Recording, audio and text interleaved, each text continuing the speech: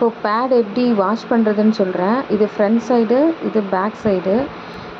நீங்கள் வந்துட்டு பேண்ட்டியை இப்படி வச்சு இது பேக் சைடில் இங்கே நீங்கள் ஸ்னாப் பட்டன்ஸ் போட்டு யூஸ் பண்ணுவீங்க. நெக்ஸ்ட்டு வந்துட்டு இந்த ஃப்ரண்ட் லேயரில் நீங்கள் யூஸ் பண்ணியிருப்பீங்க.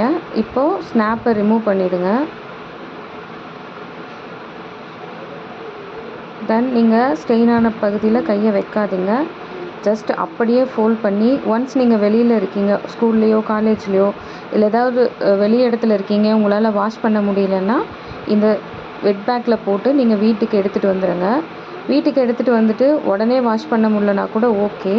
உங்களால் எப்போ முடியுதோ அப்போ இந்த பேக்லேருந்து வெளியே எடுத்துகிட்டு ஜஸ்ட்டு ஒரு ரொம்ப நேரம் ஆகிடுச்சி, ஒரு 12 hours மேலே ஆகிடுச்சின்னா தண்ணியில் ஒரு 10 நிமிஷம் ஊற வைங்க. அப்படி இல்லைன்னா டேப் வாட்டரில் ஸ்ட்ரைட்டாக காமிச்சு ஜஸ்ட்டு ஒரு கசக்கி மறுபடியும் டேப் வாட்டர் காமிச்சிங்கன்னா பிளட் ஸ்டெயின்ஸ் எல்லாம் ரிமூவ் ஆகிடும். அதுக்கப்புறம் நீங்கள் சோப் யூஸ் பண்ணாலும் சரி, இல்லை லிக்விட் யூஸ் பண்ணாலும் சரி, ஒரு 2 ட்ராப் போட்டுட்டு சோப்பாக இருந்தால் சோப்பை மேலே கொஞ்சம் அப்ளை பண்ணிவிட்டு நல்லா மறுபடியும் தண்ணியில் காமிச்சு மறுபடியும் நல்லா ஸ்குவீஸ் பண்ணி மறுபடியும் தண்ணியில் காமிங்க.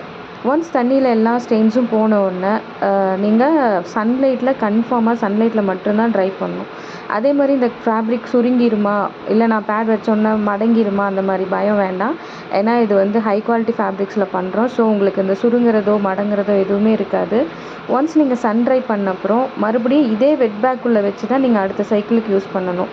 வெளியில் எங்கேயாவது வச்சிங்கன்னா கண்ணுக்கு தெரியாத சின்ன சின்ன பூச்சி ஏறிக்கும். அது இல்லாமல் அது சேஃபாகவும் இருக்காது. நல்லா சன் ட்ரை பண்ணிட்டோன்னு கன்ஃபார்ம் ஆன அப்புறம் எடுத்து நீங்கள் வெட் பேக்கில் வச்சு நெக்ஸ்ட் பீரியடுக்கு யூஸ் பண்ணிக்கலாம்.